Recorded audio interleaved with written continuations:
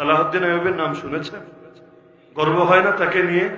এই সালাহউদ্দিন কিভাবে তৈরি হয়েছে জানেন? সালাহউদ্দিনের বাবার নাম নাজিমউদ্দিন। দীর্ঘকাল পর্যন্ত বেচারা বিয়ে করছে।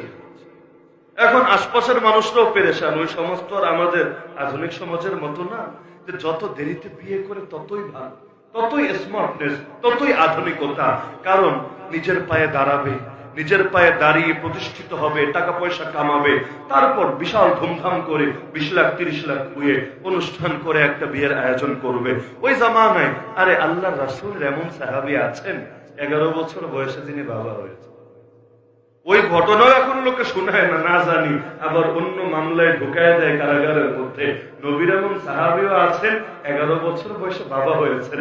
আমি এটা বলছি না যে 9 বছরে এই পোলাপানরে বিয়ে করায় দেন, 11 বছরে সবাই বাপ হোক, কিন্তু ঘটনা থেকে এটা তো বোঝা যায় যে জলদি বিয়ের ব্যাপারে কেমন আগ্রহ ছিল তাদের। বিয়ের বয়স আজকাল লোকে নির্ধারণ করে, কিন্তু পেটের খাবার কখন খাবেন এটার জন্য নির্ধারিত মেয়াদ দিয়া লাভ নেই। ক্ষুধা লাগলে 3 বেলার জায়গায় 4 বেলাও লোকে খেয়ে ফেলে। ঘড়ি ধরে ধরে পেটে ক্ষুধা লাগে না, ক্ষুধা অনেক সময় এলোমেলো ভাবে লেগে যায়। তো এখন পেটের ক্ষুধা নিবারণ যেমন খাদ্য দিয়ে করতে হয়, লজ্জাস্থানের ক্ষুধা নিবারণ তো বিয়ের দ্বারা করতে হয়। বিয়ের দ্বারা যদি না করে কিসের দ্বারা করবে? পেটের খাবার বৈধভাবে না পেলে যেভাবে চুরি করে, ডাকাতি করে, অন্যায়ভাবে সম্পদ আত্মসাৎ করে, তো এখন একই কাজ মানুষ লজ্জাস্থানের বেলায়ও করে। যখন ক্ষুধা জাগে কিন্তু বৈধভাবে ক্ষুধা নিবৃত্ত করার সুযোগ না পায়, লোকে তখন ইচ্ছাকৃত ভাবেই অথবা চাপ প্রয়োগের কারণেই হোক গুনাহ করতে বাধ্য হয়। তো এখন নাজিমউদ্দিন আইয়ুব দীর্ঘকাল ধরে বিয়ে শাদী করছে, সবাই পেরেশান। একবার তার ভাই এসে, যার নাম আসাদউদ্দিন, তুমি কি বিয়ে শাদী করবা না? পাত্রী দেখেছে অনেক, কিন্তু একটা পাত্রীও তার পছন্দ হয় না, বিয়ে অনেক দেরি হয়ে যাচ্ছে। নাজিমউদ্দিন আইয়ুব বলল, ভাই বিয়ে তো করব, কিন্তু কারে করব বলো? আমি তো আমার যোগ্য একটা মেয়ে খুঁজে পাচ্ছি। এই যুগে তো যোগ্যের আবার সংজ্ঞা নেই। এই যুগে যোগ্য মানে হইল দেখতে শুনতে হবে বিশ্ব সুন্দর, আবার পর্দা পশিদাও থাকবে, হিজাব নেকাবও থাকবে। সৌন্দর্য সবার আগে, টাকা পয়সা সবার আগে, প্রভাব প্রতিপত্তি সবার আগে, সঙ্গে দিনদারিটা থাকলেও মাশাআল্লাহ। আবার ছেলে খোঁজার ক্ষেত্রে ছেলেটা অন্তত গরিবের বিল গেটস বা বিল গেটস লাইট ভার্সন হতে হবে, বিল গেটস ম্যাক্স প্রো হোক বা না হোক, এখন এমন একটা হবে পাশাপাশি যদি একটু নামাজ রোজা করে, একটু দিনদারি করে, মাশাআল্লাহ ভালো। তো এখন ছেলে বিয়ের সময় দেখে টাকার বস্তা, আর মেয়ে বিয়ে দেওয়ার সময় বা মেয়েকে বিয়ে করার সময় দেখে রূপ লাবণ্য অথবা প্রভাব প্রতিপত্তি ইত্যাদি দুনিয়ার ধান্দা। কিন্তু সেই জামানার হালত তেমন ছিল না। নাজিমউদ্দিন আইয়ুব বললেন, দেখো আমি আমার যোগ্য পাত্রী খুঁজে পাচ্ছি। আসাদউদ্দিন তার ভাই বলল, আমি যদি এনে দেই? পরে বলল, আচ্ছা এনে দিলে তো ভালো, কারে এনে দিবা? তৎকালীন দুনিয়ার এক মুসলিম সাম্রাজ্য ছিল সেলজুক। ইতিহাস নিয়ে যাদের পড়াশোনা আছে জানেন। বলল, সেলজুক বাদশার মেয়ে অথবা সেলজুকের প্রাইম মিনিস্টার ওয়াজির আজমের মেয়েকে তোমার জন্য এনে দিতে পারি, কারণ তোমার যে স্ট্যাটাস আছে, তোমার যে সামাজিক অবস্থান আছে, এরকম খানদানের বিয়ের অফার নিয়ে গেলেও তারা মোটেও দ্বিমত করবে। নাজিমউদ্দিন আইয়ুব বলল, আমার এমন বাদশাহের মেয়ে, প্রধানমন্ত্রীর মেয়ে লাগবে না। তাহলে বলল, কেমন মেয়ে লাগবে তোমার? বলল, আমি তো এমন মেয়ে খুঁজছি যেই মেয়ে আমাকে হাত ধরে জান্নাতের পথে এগিয়ে দেবে, যেই মেয়ে আমার দ্বীনের সহযোগী হবে। আল্লাহ তাআলা সেই মেয়ের ঘরে এমন একটা সন্তান দান করবেন ইনশাআল্লাহ, যেই সন্তানকে সে যোগ্যভাবে প্রতিপালন করবে, সঠিকভাবে তারবিয়াত করবে। এক সময় সেই সন্তানটা বড় হবে, দক্ষ ঘোড়সওয়ার হবে। সেই সন্তান সেই ঘোড়ার পিঠে চড়ে আল আকসাকে ক্রুসেডারদের হাত থেকে স্বাধীন করবে।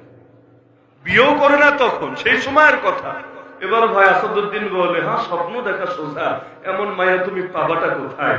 নাজিমউদ্দিন জবাব দিচ্ছে, আরে আমাদের কাজ তো নিয়ত করা, আমাদের কাজ তো চেষ্টা করা, আমাদের কাজ তো দোয়া করা। পূর্ণতা দিবেন আল্লাহ, সফলতা দিবেন আল্লাহ। আমি নিয়ত করেছি, হিম্মত করেছি, দোয়া করছি, চেষ্টা চালাচ্ছি। আল্লাহ যদি কপালে লিখে রাখেন, আল্লাহ আমাকে হতাশ করবেন না ইনশাআল্লাহ। এভাবে দিন এগিয়ে যাচ্ছে তো যাচ্ছে, পরিবারের অন্যরাও পেরেশান, এমন মেয়েও পায় না, বিয়েও আর হয় না। একদিন ইরাকে গেল খাজা নাজিমউদ্দিন আইয়ুব, এক শায়েখের দরসে বসে আছে। এখন তার শায়েখ বয়স্ক মানুষ, মুরব্বী মানুষ, তাকে ইলম শেখাচ্ছে, দ্বীনের ব্যাপারে সবক দিচ্ছে। এমন সময় হঠাৎ করে মসজিদের আরেক প্রান্তে একটা মেয়ে সেই শায়েখে আওয়াজ দিল, হযরত একটু জরুরি কথা আছে, একটু আসেন। খাজা নাজমুদ্দিন আইয়ুবকে বসিয়ে অনুমতি নিয়ে তিনি চলে গেলেন সেখানে। পর্দার সঙ্গেই ওপার থেকে তিনি জিজ্ঞেস করলেন, আচ্ছা কি খবর তোমার? তোমার কাছে যে ছেলেটাকে পাঠালাম তোমার বিয়ের জন্য, তুমি তাকে রিজেক্ট করে দিলা কেন? তাকে পছন্দ করলে না কেন? সেই মেয়ে এবার জবাব দিচ্ছে, হযরত আপনি যাকে পাঠিয়েছেন নিঃসন্দেহে টাকা পয়সার দিক থেকে, মান মর্যাদার দিক থেকে সে আমার চাইতে অনেক উচ্চাঙ্গী, কিন্তু হযরত আমি তো এমন ছেলে চাই না। আমি আমার যোগ্য ছেলে খুঁজে পাচ্ছি না, রিজেক্ট না করে আমার কি উপায়? সে সাহেব জিজ্ঞেস করলেন, আচ্ছা তোর কেমন ছেলে চাও? এতগুলো প্রস্তাব পাঠালাম, একটাও তোমার পছন্দ হলো না, কেমন ছেলেটা তুমি চাও? এদিকে খাজা নাজমুদ্দিন আইয়ুব কান লাগিয়ে শুনছে কি বলে, আসলে মূল কি বার্তাটা, তার ভেতরেও কৌতূহল জাগলো। এবার শুনতে পেল মেয়েটা বলছে, হযরত আমি তো এমন একজন ছেলেকে আমার জীবন সঙ্গী হিসেবে চাই যে আমাকে হাত ধরে জান্নাতের পথে গিয়ে, যে দ্বীনের ক্ষেত্রে আমার সহযোগী হয়ে যাবে, আর আমাদের ঘরে এমন একটা পুত্র সন্তান জন্ম নেবে যাদেরকে আমরা উভয়ে মিলে অনেক সুন্দরভাবে তারবিয়াত করে ধীরে ধীরে বড় করে তুলবো। একসময় সে ঘোড়সওয়ার হবে, দক্ষ তীরন্দাজ হবে, এবং তার তরবারে দিয়ে সে দ্বীনের পক্ষে জিহাদ করে যাবে। আশা করা যায় এক সময় আল্লাহ তাআলা তার হাতে আল আকসাকে মুক্ত করবে, ক্রুসেডারদেরকে তাড়িয়ে আবারও প্রথম কিবলা মুসলমানদের অধীনে নিয়ে আসবে। এই কথা শুনে খাজা নাজমুদ্দিন আইয়ুব লাফ দিয়ে দাঁড়িয়ে বলেন, সাহেব সাহেব জলদি একটু আমার সময় দেন, জরুরি কথা আছে। সাহেব পেরেছেন কি এমন কি আর্জেন্ট দেখা দিল, আমি এখানে জরুরি কথা বলছি, এর মধ্যেই তাকে কথা বলতে হলো। এখন যখন কাছে আসলো বলল, সাহেব আমি এই মেয়েটাকে বিয়ে করতে চাই। যালিকা মা কুন্না নাবগি, আরে আমি তো এমন মেয়ে খুঁজে ফিরছিলাম, আল্লাহ মিলিয়ে দিয়েছেন আপনার বরকতে, আলহামদুলিল্লাহ। আর দেরি না, আপনি আমার পক্ষ থেকে তার বিয়ের প্রস্তাব দিন। সাহেব বলল, তুমি কি বুঝে শুনে বলছো? এই গ্রামের সবচাইতে বড় দরিদ্র ঘরের মেয়ে হলো, তার বিয়ে করে তুমি কি করবা? আরে তোমার সামাজিক মান মর্যাদা আলাদা, তোমার সার্কেল আলাদা, এর শ্রেণীর সঙ্গে তোমাদের চলাফেরা। এইরকম একটা ফকির ঘরের মেয়ের যদি বিয়ে করো, এলাকে মুখ দেখাতে পারবা? বললে, হযরত আল্লাহর কাছে বহু দোয়া করেছি, বহুত কান্নাকাটি করেছি, আরে আমার টাকা পয়সা দিয়ে কি হবে, মান মর্যাদা দিয়ে কি হবে? আরে আমার স্বপ্নের সঙ্গে তার স্বপ্ন তো মিলে গেছে, আল্লাহর ওয়াস্তে আর দেরি করিলেন না, আমার পক্ষ থেকে জলদি তাকে প্রস্তাব দেন। প্রস্তাব দেওয়া হলো, বিয়ে শাদীও হয়ে গেল। আল্লাহর কুদরতে সেই ঘরেই ইসলামের ইতিহাসের মহান বীর সুলতান সালাহুদ্দিন আইয়ুবের জন্ম হলো। সুলতান সালাহুদ্দিন আইয়ুব যখন বাচ্চা, বাবা একদিন জিহাদের ময়দান থেকে ফিরলো, ফিরে দেখে সুলতান সালাহুদ্দিন আইয়ুব মাটি নিয়ে খেলা করছে। বাচ্চারা যা করে, মাটি দিয়ে ঘর বানায়, গাড়ি বানায়, এটা বানায়, সেটা বানায়, সারাদিন ধরে স্বপ্নের প্রাসাদ সাজায়, বিকালে লাঠি মেরে ভেঙে চূর্ণ বিচূর্ণ করে দিয়ে ঘরে ফিরে যায়। এখন এসে দেখছে মাটি নিয়ে খেলা করছে।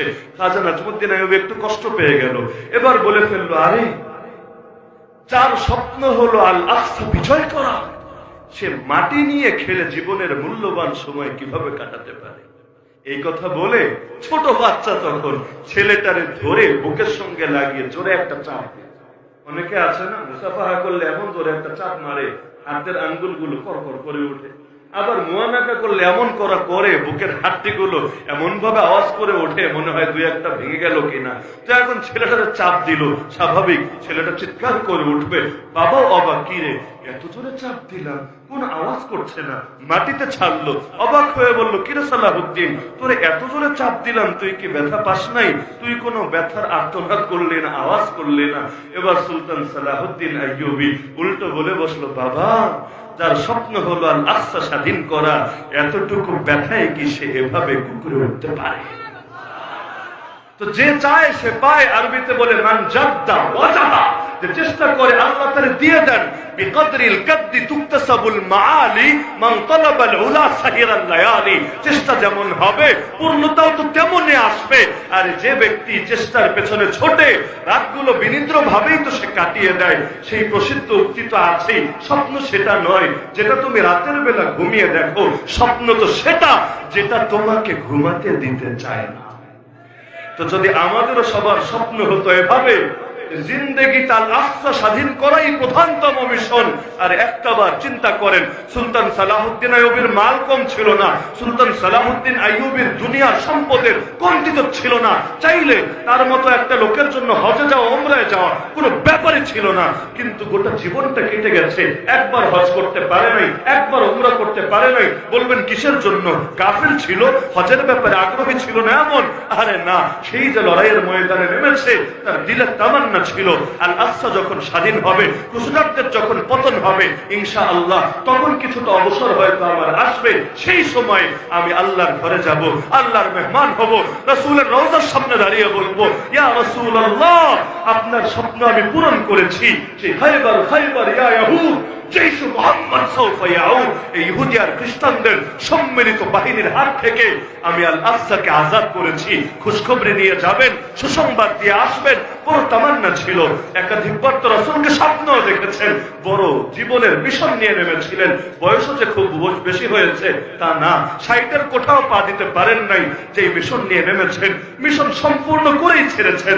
যখন আল আকসা স্বাধীন হয়েছে, এবার চিন্তা করলেন আগামীবার মিস করা যাবে না, হজে আমাকে যেতে হবে, বাইতুল্লাহর প্রস্তুতি নিতে হবে।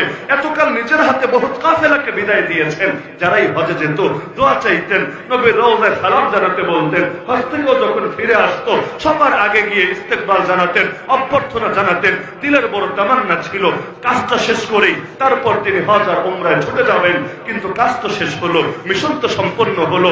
আরে বাপে যেই মিশন নিয়ে তার মাকে বিয়ে করেছিল, ছোটবেলা থেকেও সালাহুদ্দিনের রক্তের সঙ্গে যেই মিশন মিশেছিল, আল্লাহ তাআলা বান্দার দ্বারা সেই মিশনটারে যখন পরিপূর্ণ করলো, রাতারাতি এত বেশি অসুস্থ হয়ে পড়লো, এখন আর বিছানা থেকেই সরতে পারছে না, উঠেই দাঁড়াতে পারছে না, সব শক্তি হারিয়ে ফেললো। সেই যে বিছানায় পড়লো, সেখানে ইন্তেকাল হলো। আর হজেও যাওয়া হলো না, উমরাও যাওয়া হলো না, কিন্তু জিন্দেগির মিশনটা সম্পূর্ণ করে ছাড়লো। এই কারণে আমাদের বুজুর্গরা বলতেন, আল হিম্মাতু হিয়াল ইসমুল আযম, হিম্মতই হলো ইসমে আযম।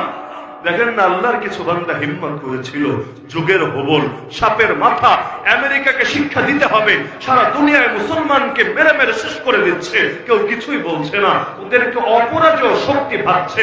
মুসলমানদের চেতনা দূর করতে হবে, সবাইকে বোঝাতে হবে আল্লাহু আকবার, আল্লাহ বড়, বাস্তবেই বড়, সব পরের চাইতে বেশি বড়।